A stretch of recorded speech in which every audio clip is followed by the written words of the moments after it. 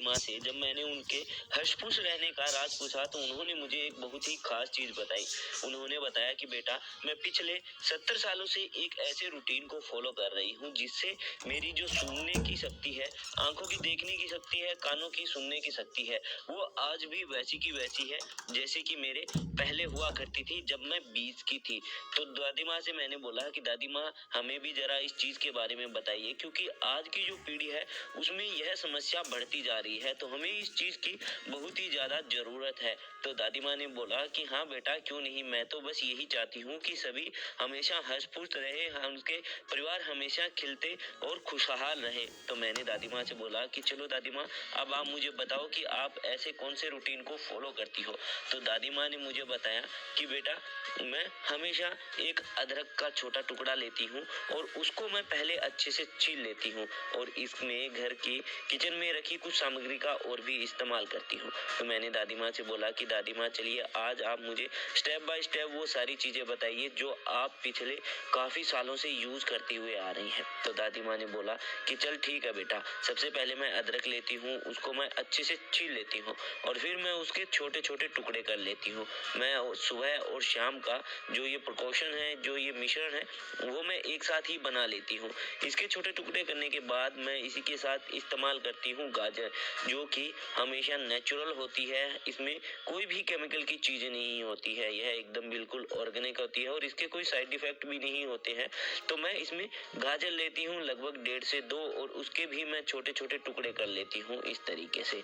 और दादी माँ बोलती है, अगर आपको अदरक से थोड़ी ज़्यादा प्रॉब्लम है, अगर आपको लगे कि अदरक से थोड़ा कड़वापन आ रहा है, तो अदरक की जो क्वांटिटी है वो आप थोड़ी कम कर दीजिए, लेकिन अदरक डालना इसमें बहुत ही ज़्यादा ज़रूरी है। तो देख सकते हैं दोस्तों, हमने दोनों चीज़ों को अच्छे से कट कर लिया है जैसे दादी माँ ने बताया। फिर हमने इसमें ऐड कर दी है गाजर, एक मिक्सी का जार लिया है, दोनों चीज़ें हमने इसमें ऐड कर दी है। जैसे दादी माँ ने बताया, आप इसमें अदरक की क्वांटिटी थोड़ी कम कर सकते हो।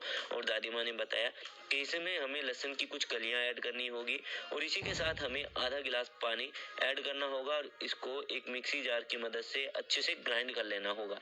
ग्राइंड करने के बाद आप एक छन्नी की मदद से आप इसे छान लीजिए।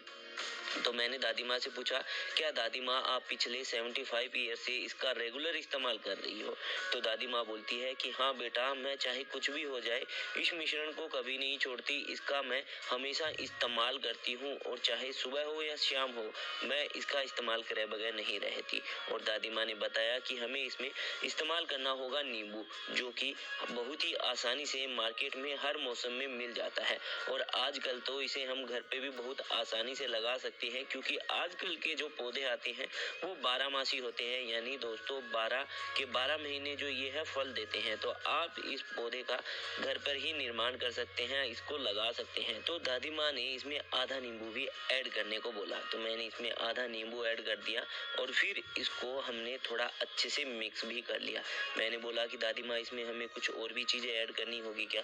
दादी माँ ने बोला, हाँ बेटा, इसमें एक चीज़ और ऐड करनी होगी, हल्दी। आप चुटकी भर से थोड़ा सा ज़्यादा आप इसमें हल्दी ऐड कर लीजिए और इसको अच्छे से मिक्स कर लीजिए और मिक्स करके रोज़ाना आप सुबह या फिर शाम, दोनों में से एक टाइम आप इसका ज़रूर इस्तेमाल करें। आपके जो कानों की सुनने की शक्ति है, आपकी जो आँखों की देखने की शक्ति है और जो आपकी सूंघने की शक्ति है, वो कभी भी कम नहीं होगी। तो दादी माँ का यह नुस्खा दोस्तों मुझे तो बहुत ही ज़्यादा अच्छा लगा।